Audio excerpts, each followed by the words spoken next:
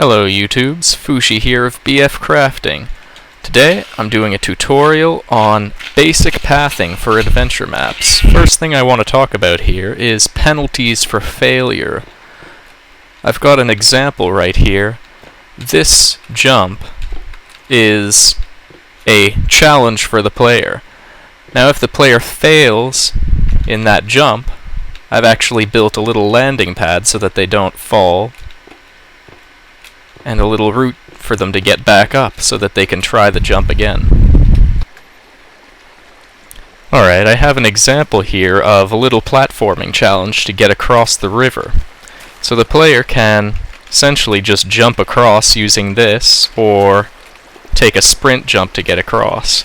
Now, if the player fails to make the jump, instead of having to go all the way down the river, I've set it up so that there are vines along the edges that the player can use to climb back up to the beginning of the challenge. The point I'm trying to illustrate here is that it's anti-fun to punish the player for failing to do something as trivial as jumping across the river.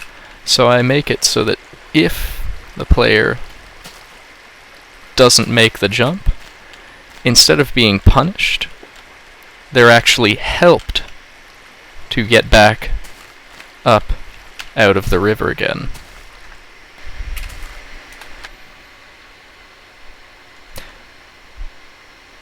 So here I've got 3 simple platforming challenges.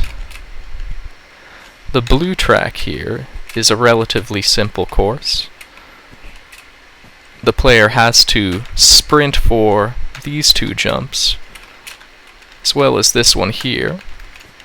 The rest can be done without sprinting.